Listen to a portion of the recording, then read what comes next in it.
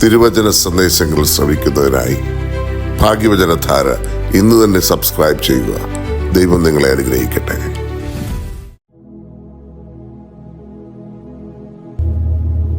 ത്രിയേക ദൈവത്തിന് മഹത്വമുണ്ടാകട്ടെ. ഭാഗ്യവചനധാരയിലേക്ക് ഏവർക്കും സ്വാഗതം.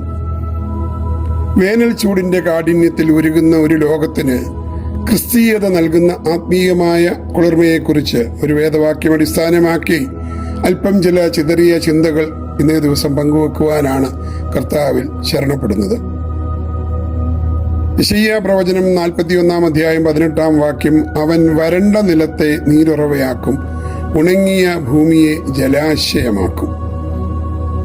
നാം ഇപ്പോൾ കടന്നു പോകുന്ന കഠിനമായ വേനൽ വെറും കാലാവസ്ഥാ വ്യതിയാനം മാത്രമല്ല, അത് മനുഷ്യാത്മാവിന്റെ അവസ്ഥയെയും പ്രതിഫലിപ്പിക്കുന്നുണ്ട്.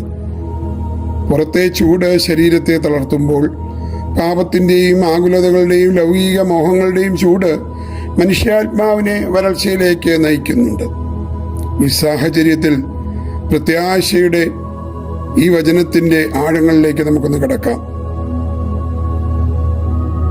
ഒന്ന്, ലോകത്തിന് ഒരു ചൂടുമുണ്ട്, എന്നാൽ ആത്മാവിന്റെ ഉള്ളിൽ ഒരു ദാഹവുമുണ്ട്. വേദശാസ്ത്രപരമായി നോക്കിയാൽ മനുഷ്യൻ ദൈവത്തിൽ നിന്ന് അകന്നു പോയപ്പോൾ അവന്റെ ജീവിതം ഒരു വരണ്ട ഭൂമിയായി മാറി. വേനൽക്കാലത്ത് കിണറുകളും പുഴകളും വറ്റുന്നത് പോലെ ദൈവസാന്നിധ്യമില്ലാതെ ഹൃദയം സമാധാനവും സന്തോഷവുമില്ലാതെ വിണ്ടുകീറുന്നു. ഈ ലോകം വാഗ്ദാനം ചെയ്യുന്ന താൽക്കാലിക സുഖങ്ങൾ ആൽമരത്തിന്റെ തണൽ പോലെയല്ല, മറിച്ച് മരിപ്പച്ച മിറേജ് പോലെയാണ്. അവ അകലെ നിന്ന് ദാഹം ശമിപ്പിക്കുമെന്ന് തോന്നും, എന്നാൽ അടുത്തെത്തുമ്പോൾ മാത്രം അത് നമുക്ക് നിരാശ നൽകിത്തരുന്നുണ്ട്. രണ്ടാമത് ഒരു ചിന്ത ക്രിസ്തീയതയും അല്ലെങ്കിൽ ക്രിസ്തു എന്നൊരു തണലും ക്രിസ്തു എന്നൊരു ഉറവയും എന്നുള്ളതാണ്. ക്രിസ്തീയത എന്നത് കേവലം ഒരു മതം മാത്രമല്ല, മറിച്ച് ദാഹിക്കുന്നവന് നൽകപ്പെടുന്ന ജീവജലമാണ്. അതുകൊണ്ടാണല്ലോ യോഹന്നാന്റെ സുവിശേഷം 4 അധ്യായം 14 വാക്യത്തിൽ യേശു പറയുന്നു, ഞാൻ കൊടുക്കുന്ന വെള്ളം കുടിക്കുന്നവനോ ഒരു നാളും ദാഹിക്കുകയില്ല.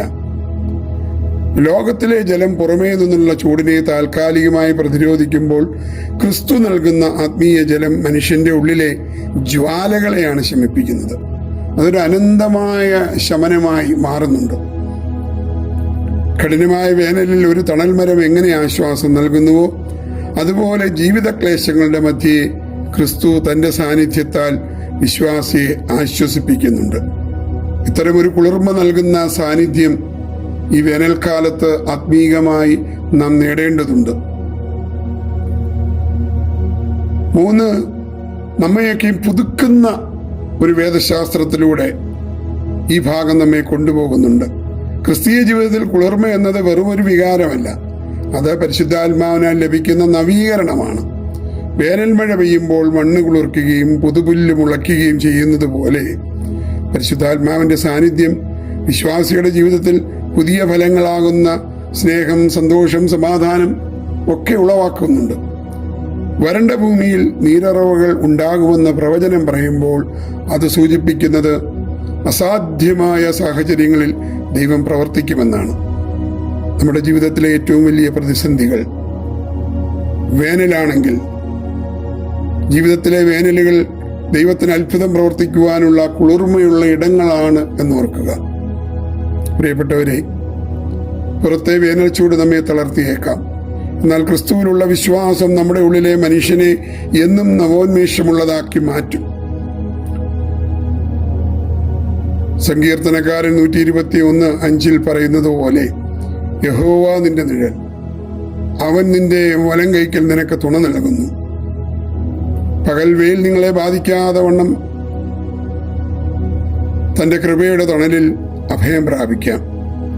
ഈ വേനൽക്കാലം വെറും ഒരു തളർച്ചയുടേതല്ല, മറിച്ച് ദൈവീകമായ കുളിർമ ആസ്വദിക്കുവാനുള്ള ഒരവസരമായി മാറട്ടെ. ദൈവം നമ്മെ ഏവരെയും സമർത്ഥമായി അനുഗ്രഹിക്കട്ടെ.